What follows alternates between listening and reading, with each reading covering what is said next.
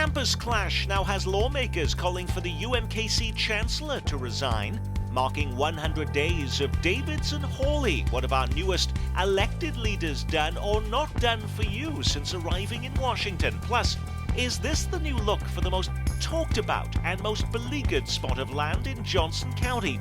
And after a race to build them, why is Kansas City now worried they may have too many hotels?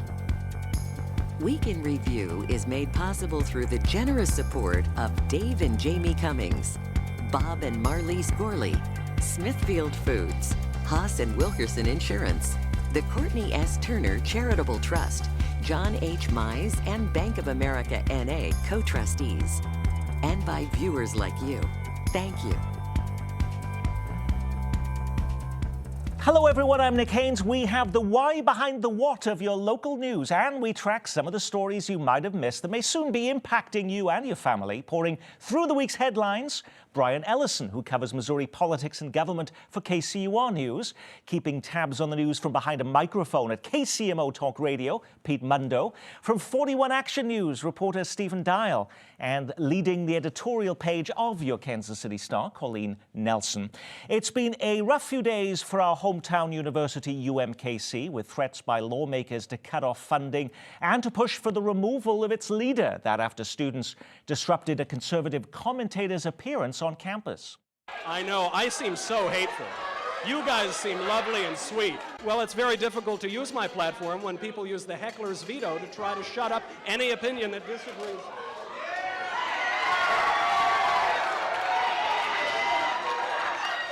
I believe that gentleman just threw paint on me.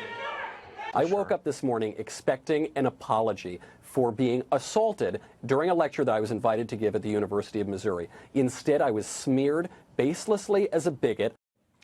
The speaker, by the way, is Michael Knowles, whose speech was titled "Men Are Not Women." He says he was sprayed with an unknown liquid, which is now known to be lavender oil. The person who did that has now been charged with assault and resisting arrest. The Chancellor of UMKC did respond to the incident. What was it, though, about Chancellor Agrawal's response that lawmakers found lacking and thus worthy of losing his job, Colleen? Well, I guess it's open to debate whether it's worthy of losing his job, but apparently they wanted the chancellor to be foursquare on the side of the conservative speaker, Michael Knowles, and the chancellor tried to walk kind of a careful line and say the speaker wasn't really expressing tolerant views, but we support free speech, and you know, he kind of tried to do on the one hand, on the other hand. Then he took another shot at it and came back and said, you know, tried to have a do-over and say he was sorry for what he said before. But the reaction has really been out of proportion, because we went from one student acting up who was tackled, tased, arrested, and hauled out to people calling for the chancellor's job and saying, and Tucker Carlson on Fox News saying, shut down the university. What was it? Because you spoke to Michael Knowles yourself on the radio, on your KCMO Talk Radio. What was it that he actually wanted to happen? I think Michael Knowles wanted to be treated a little bit better. Now, did he play it up for his own political purposes? Of course he did. Welcome the media in 2019, Nick. I mean, that's what he did. But at the same time, I think the frustration on the response is somewhat warranted. Does it warrant getting defunded? No, it doesn't. If you're going to go to every school in every state and say, hey, if the chancellor leans to the left, we're not giving you money, there will be no money to give out. I promise you that. So it felt like it was being played up. I think that's what's going on in Jeff City, too. There is some concern right now the student government is going to be rewriting its rules at UMKC based on who is speaking and what that ties into, whether or not there could be any type of violence there. That's a concern, but funding-wise, it feels like a stretch. Brian Ellison, what is actually happening in Jefferson City? And I should disclose, you do have a family relationship with UMKC, but instead you are covering Jefferson City. Are they looking to cut funding? Are they looking to remove the chancellor? What happened this week is that the chancellor testified before a House committee. You heard some Republicans on that committee, including Nick Schroer of O'Fallon, express concern about the response. You also heard Democrats on that committee, like Kip Kendrick of Columbia, say that they supported the way the chancellor responded. Similar conversations on the floor of the Senate, as the Star reported, where Republicans like Bill Eigel raised the prospect of funding for the university, but then Jason Holzman, in whose district the UMKC exists, said, let's be patient and let's not put funding in jeopardy that would only harm students. Is there any effort, though, by UMKC to change the way they act with regards to speeches like this in the future, I think the reaction, what we really should be looking at is the student reaction of it, especially the student body just elected an openly gay student government president right in the timing that this happens. I think it'd be interesting to see how the students react to it. I know he came out saying that, we are for free speech, but not hate speech. That's kind of the line that a lot of students have been talking about when we went on campus following this. Should you be allowed to say anything you want on a college campus? Is that part of the free exchange of ideas, Pete, or are there limits? Well, I mean, I think there are limits within reason. Is men are not women? Is that hate speech? I think there's a nice argument to be made that it's not. And I think that you should have that kind of open debate and open speech. And one thing that this group does that Michael Knowles was speaking with is they always take dissenting questions first when they get to the Q&A portion. So they do a good job with that. I wish that these protesters would have hung around, asked their questions, and had a nice open exchange of ideas. I think that's healthy regardless of what side you're on. So I do think there should be continuing to have that debate, but unfortunately now in 2019, we've gotten away from having this open exchange of ideas in more of attack mode. So what's the impact on this on the new chancellor of UMKC at this point, Colleen? Well, obviously, he's not losing his job at the moment. The president of the Missouri system has said he's not going to fire the chancellor, but this certainly puts him. He's still new on the job, so this is not a fantastic start, and he's certainly going to continue to face some questions about this, be asked to change some policies and take a hard look at this. But for the moment, he's still employed. The new Kansas City Downtown Convention Center hotel isn't even open yet, and now tourism officials say they're alarmed that there may not be, or there may be too many hotel rooms, so much so they're calling for a halt in providing tax breaks for new hotels. A study commissioned by Visit KC claims the new 800-room convention hotel, slated to be open next year, may make it harder to keep existing hotels busy and will drive occupancy rates below what's considered normal in the hotel industry. How is that study being received at City Hall, Stephen? I think it's kind of mixed messages because we did some reporting on there aren't enough rooms. If you look at the number of conventions and big events that are happening in the next 10 years here in Kansas City, there aren't enough rooms, and so that's why all these hotels are being built. The question is Kansas City a hotbed for tourism where when these conventions are not going on, who's going to be in those rooms? And I think that's where the debate should be, not necessarily, we need to just stop because we have enough rooms, because I don't think the city has enough rooms. But Visit KC is also saying, okay, halt the tax incentives, but actually give us more money to actually promote the city. That's the problem. We haven't got enough demand. Think about this. If you have an unemployment rate where it is right now, an economy that's humming along where it is right now, and your occupancy rates are going down, and they're going to continue to go down with the amount of hotels we're adding here, that's a horrible sign. And to give Visit KC more money to spend to try to pitch Kansas City, I mean, you look at all the competition they have, Vegas, Orlando, Austin, Indianapolis. These are where people are going, and this whole convention business is not growing anyway. It hasn't grown in Kansas City in 20 years nearly, since 2000. A lot of the new hotels that have happened downtown, though, Brian, were historic hotels that got money from the state of Missouri, a conservative legislature that gave them via historic tax credits. I know Eric Greitens, the former governor, really wanted to eliminate those, but that money is still available today. That's exactly right, although there have been some limitations passed. Last year's General Assembly cut the number of historic tax credits from $140 million to $90 million. There were reports earlier this year that there's been a backlog in applications for those credits.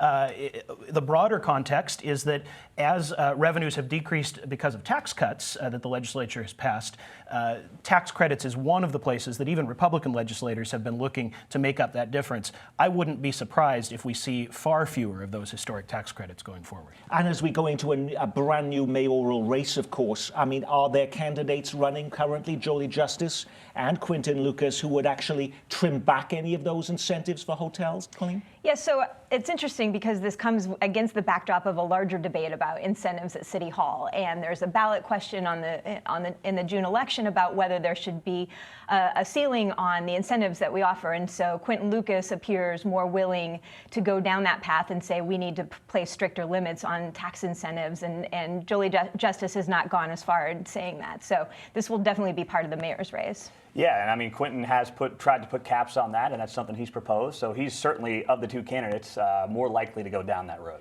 This week, there are lots of reports tracking the first 100 days of this new Congress and what they have done or not done. It's a good opportunity for us to track what two of our newest members have done and not done. Some viewers unhappy with two front-page stories in the Kansas City Star this week that presented very different portraits of the new Kansas Congresswoman Sharice Davids, a Democrat, and new Missouri U.S. Senator Josh Hawley, a Republican.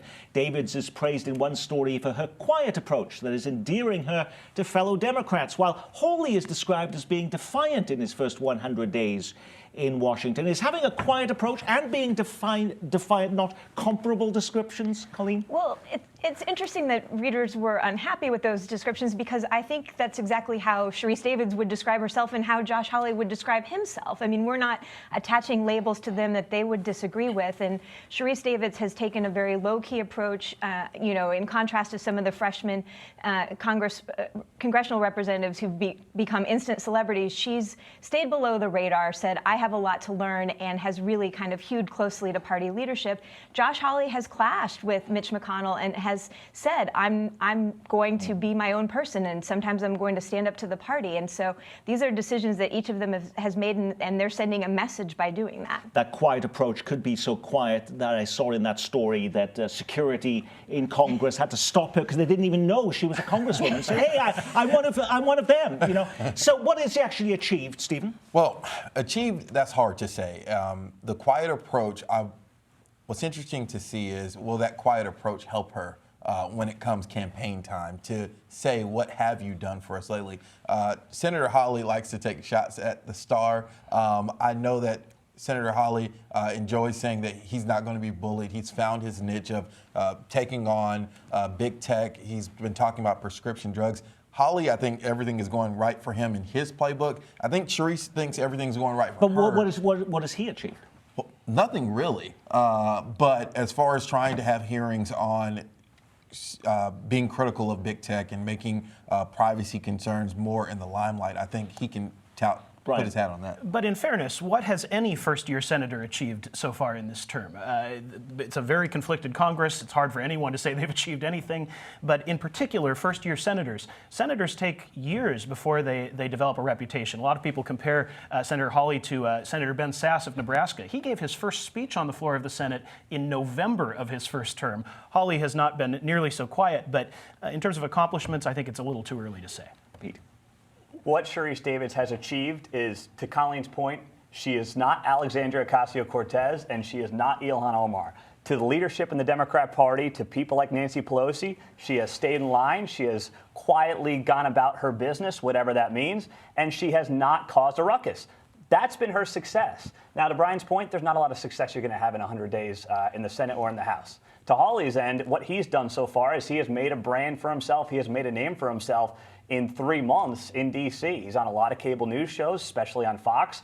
So that's what he's done from a personal branding perspective. He's built himself up to be a potential future leader for the Senate Republicans. Now, Sharice Davids is all over Kansas City. She's had a lot of events. I've been at many of them. I've seen her in action. She seems to be wanting to be seen in the district. But the quiet approach, though, doesn't mean that she's not going to face a challenge for re-election. I did note you had the head of the Kansas Republican Party on your program saying they were looking for a woman to run against her. Yeah, I mean, that's what, I think that they saw what happened in 2018, and she ran a very successful campaign against Kevin Yoder, who was kind of in the middle. The hard conservatives didn't like him, and the people in the middle wanted to vote against Donald Trump, so he got caught in the middle there. But a strong conservative woman in today's political environment is very appealing to people all across the country, and I think that is one way the party can potentially But nobody was named for that?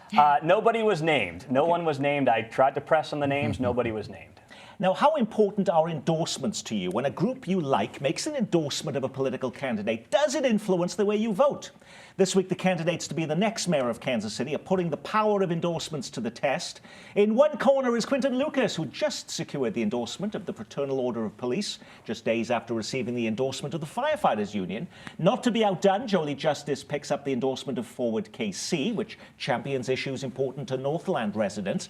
And she picks up the endorsement of one of the nation's leading LGBT groups, the Human Rights Campaign. To each here, do they cancel each other out, or is one of these worth worth more than the other? Or does no one care because they don't have much influence in a general election, Stephen? I think that this election will come down to retail politics. Who is talking to people, knocking on doors? Now, crime is important to every voter. That's been one of the loudest things we've heard during the primary, and we'll hear it in the general. But I don't know if people are just going to vote for Quinton Lucas just because law enforcement backs him. Colleen, you must think endorsements are of value, because obviously the Kansas City Star spends a lot of time researching these candidates, meeting with them, and endorsing them.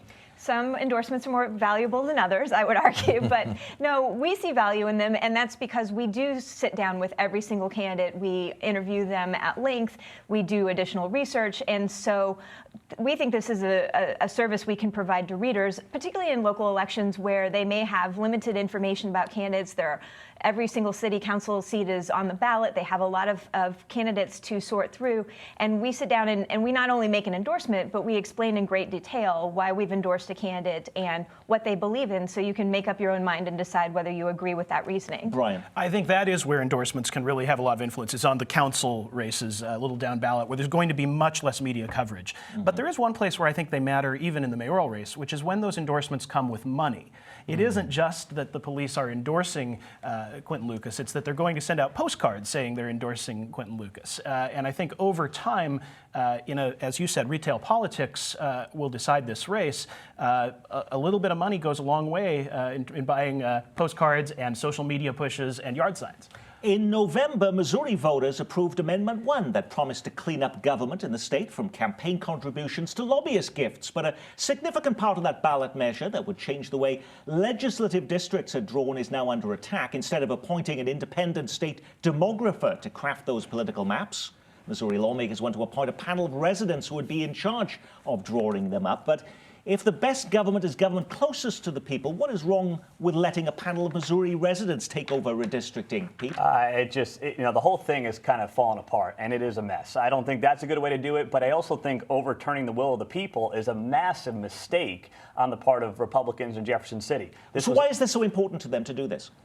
Well, I think they're concerned right now, especially because the state auditor plays a big role. She, in this case, Nicole Galloway, is supposed to be the one to appoint this person. It's supposed to be, bipartisan, apolitical. Some people believe it won't be. That's their fear going into the next cycle. But I think it's very unpopular. As much as that bill that did pass, or that law that did pass, was not a home run by any stretch of the imagination, overturning the will of the people is not the way you want to go about it. No, elected officials want to have the support of the public, so why would they want to do this, Brian? Well, I think there's a political implication that's fairly straightforward.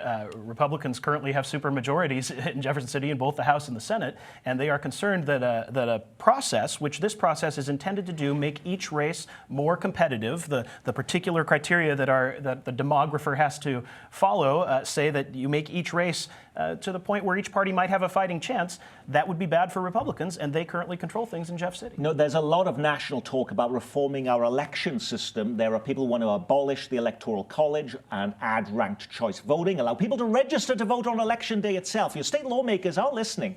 They're making changes, but they may not be the changes you quite had in mind. In Missouri, lawmakers are now pushing a plan for closed primaries. In other words, if you're a Democrat, you can only pick a Democratic ballot. If you're a Republican, you can only pick a GOP one. And if you're an independent, you have to declare a party. Now, this is no surprise to our Kansas viewers who have to vote like that in primaries now. But why is this change so important to Missouri lawmakers right now, Pete?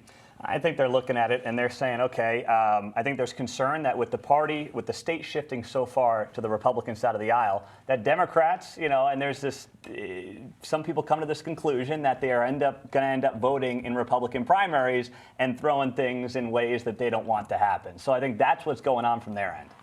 I'm not so sure that even Republicans feel so strongly this is a good idea. The vote in the House this week was only 78 to 72. That's not even enough to get it over to the Senate. A lot of moderate Republicans, like Representative Sheila Solon, who's in St. Joseph now, but who lost her seat in Blue Springs to this bill's sponsor, Dan Stacy, she says this is going to make us more extreme, and we're going to be less appealing to moderate voters, which both Republicans and Democrats want to reach. In Kansas, by the way, they're tinkering too. Lawmakers want to strip new Governor Laura Kelly of her power. The power, that is, to fill vacancies when state elected officials leave office in the middle of their terms. So if the Attorney General or the Secretary of State were to resign before their term is up, the power to replace them would now be in the hands of the party that last held the office. Why is this change so important to Kansas lawmakers right now, Colleen?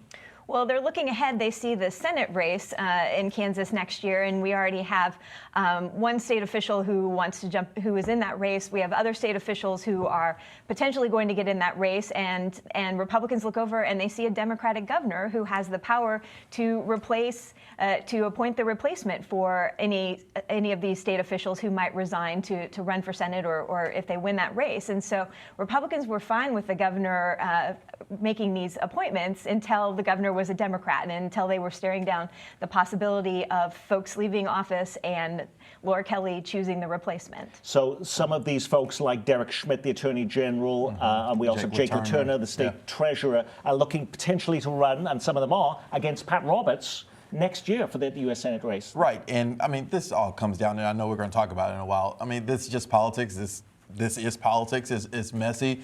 Certain things of just not letting things happen because of who is in that seat currently. And if the tables were turned and there was a Republican governor of Kansas, this wouldn't even be a discussion. Last November, Missouri voters said no to increasing the gas tax to help fix up Missouri highways and bridges. Could smoother roads be coming even without you dipping into your pocketbook? This week, the Missouri Senate approving a plan by Governor Mike Parson to greenlight more than $300 million in bonds that would allow state workers to begin tackling repairs. But what does $300 million actually buy you today, Brian? Well, in theory, it buys you about 250 bridge repairs across the state of Missouri. So no roads, just bridges. That's where the focus has been in the conversation. I think everyone likes the idea of bridges not falling apart or collapsing. But one of the key changes between this proposal and what the governor had originally proposed is that the time frame for borrowing that money will shrink from something like 15 years to 7 years. So lower interest rates. It also is dependent on getting some federal matching money into the plan, which I don't think is necessarily a slam dunk at this point. Pete, certainly Mike Parson was bashed by conservatives for proposing and advocating the gas tax for roads. This is safer territory for him by just having releasing bonds for improvements? It is, but it's still a problem. $300 million is not going to get it done with where these roads are. I think the gas tax would have had a better chance, but people started to look under the cover of that gas tax and see that there were raises in there for state troopers and administrators, and that's what bothered them. It wasn't necessarily just the gas tax, it was what else was included as part of that gas tax. So I think reworked, it could have a shot. Now, while Missouri and the city of Kansas City gets blasted repeatedly for the state of its infrastructure, Kansas-side communities aren't immune. Take a look at this video from last week of a geyser erupting in the middle of busy Knoll Avenue in Overland Park after a water main break.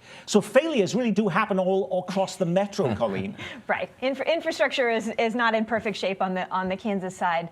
But at this moment, Missouri is facing a bit of a crisis and with no solution in sight. And talking about Parsons' proposal, that only gets a fraction of it. So, if you have kids or grandchildren in school, you'll know the school year seems to start earlier and earlier. But is your back-to-school shopping about to be pushed back? Apparently, tourism officials are infuriated that kids are heading back to the classroom in early August. They say it's destroying their business. They're behind a bill now in the Missouri legislature to prohibit schools from starting earlier than 14 days before the first Monday in September. Is that argument here that they don't simply have enough time to make money, Brian? I think that is pretty much their argument. The season at one of the water parks down at Lake of the Ozarks was apparently going to be shortened, or has been shortened, from 105 days to 85 days. Silver Dollar City says they've lost 100,000 visitors, rather. I think we're talking about pretty much a group that has an interest in this, pushing for legislation that would benefit them. What I'm most interested in is that it's another manifestation of the old debate over local control versus state control of schools. Should the state be telling local school districts something so specific as when they have to start classes? That's the question. But I was also wondering, schools do have to spend a certain amount of days and minutes in school. By delaying the start, does that mean they will be working up much later in the year, and that means that the summer will be shorter on the other end, Stephen? Well, I think the real thing is, are you going to have a bad winter? And talking about the makeup days, and are the makeup days going to be forgiven? Or that'll mess up the tourist or vacation industry more, I think, depending on how the winters go, how much longer kids will be in school, not when they start. Now, I had an email this week from KCPT viewer Robert. Thank you, Robert. He writes, whatever happened to sports betting?